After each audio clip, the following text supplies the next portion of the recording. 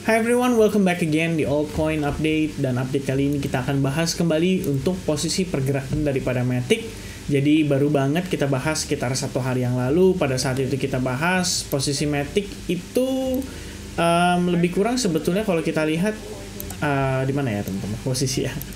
Ya kita ketahan lah ya di kisaran wave 4. Sebetulnya saya sempat sampaikan kalau misalkan untuk antisipasi aja, karena memang di situ terdapat semacam channel. Jadi kalau misalkan Matic di sini mau bertahan untuk tetap bullish, at least Matic harus bisa mempertahankan wave 4 ini ya, atau potensi wave 4 yang berasal dari resistance area pada wave satunya. Dan rupanya so far kita mendapati posisi Matic tertahan di sana cukup baik. Jadi saya pikir saat ini dengan adanya doji candle pada pergerakan di time frame daily juga memang memberikan indikasi bahwa Matic ini masih mampu ya untuk bertahan di atas area support tersebut.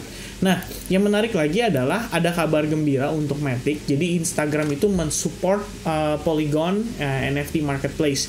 Ini sebenarnya artinya kita berbicara soal adopsi cryptocurrency, nggak cuma kriptonya, tapi kita ngomong adopsi terhadap dia punya teknologi. Nah, sebetulnya dengan kondisi ini tuh bisa dikatakan kalau menurut saya sih sudah cenderung cukup positif, baik itu untuk Polygon ataupun untuk market kripto secara keseluruhan. Karena nanti tidak menutup kemungkinan akan ada istilahnya chain-chain yang lain atau kripto-kripto yang lain yang akan dipilih juga untuk kerjasama para perusahaan-perusahaan ini gitu loh. Nah, kita belum tahu, ada yang bahkan kerjasamanya dengan pemerintah, ada yang kerjasamanya dengan ya istilahnya perusahaan-perusahaan swasta.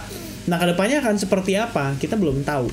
Tapi yang pasti, kalau saya melihat growth yang namanya blockchain teknologi dan juga kita ngomongin saat ini kripto ya, bisa dibilang kayak semua akan kripto pada waktunya lah ya. Nah, jadi merespon dengan situasi tersebut, Matic langsung rebound lumayan signifikan dari area supportnya di kisaran 0,86. Jadi dia naik hari ini tuh lebih kurang hampir 13% ya dengan penguatan tadi, tapi sekarang udah terkoreksi lagi, jadi total kenaikan tuh sekitar 9,4%.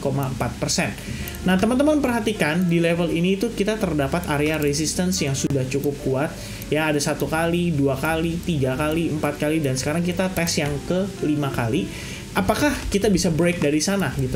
Kalau misalnya ngelihat sekilas, sebetulnya dari segi momentumnya sih belum terlalu mendukung, tapi at least sudah di atas average. Dan saat saya ngecek di time frame hourly-nya, ya volume yang masuk pun lumayan masif. Jadi so far kita bisa asumsikan bahwa Matic untuk saat ini itu masih mendominasi ya untuk buyers-nya. Dalam artian, kalau kita ngelihat pergerakan seperti ini, ada kecenderungan nantinya Matic mungkin akan sedikit terkoreksi ya. Jadi koreksi dia mungkin akan sampai ke kisaran range area seperti misalnya 0,92, karena di level ini sebelumnya terdapat area resistance dan ada rejection yang lumayan signifikan. Jadi saya pikir itu bisa menjadi area perhentian pertama.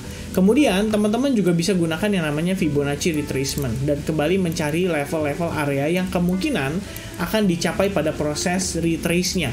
Dan sementara kalau kita lihat area yang memiliki support atau resistance itu ada di kisaran $0,9. Jadi kalau seumpama Matic seandainya nanti terkoreksi, mungkin aja kita akan ngetes between area 0,91 sampai area 0,89 untuk kemudian kita menemukan pijakan supaya dia bisa confirm atau confirm atau terkonfirmasi membentuk yang namanya higher low. And then kalau misalkan kalian ngelihat nanti pada saat proses pullback-nya, misalnya si harga mulai tergerak sideways, nah pada saat break berikutnya mungkin itu bisa menjadi indikasi dari Matic untuk kemudian dia bisa reclaim area $0,96 dan pada akhirnya kita akan mengejar ke wave 5 ya. Jadi kalau kita lihat sekilas, sebenarnya yang terjadi saat ini bisa diasumsikan sebagai wave satunya atau impulsive wave initiatornya. Yang pertama, nanti prosesnya kemungkinan adalah ABC korektif atau mungkin bisa jadi flat ya, bisa jadi flat juga, kemudian dia baru rebound atau mungkin bisa jadi expanded juga. Nah, baru kemudian dia rebound kembali ya. Pada intinya banyak sekali variasi dalam proses koreksinya dan kita nggak perlu ngebet untuk ngejar dengan posisi harga yang udah naik lumayan signifikan seperti ini.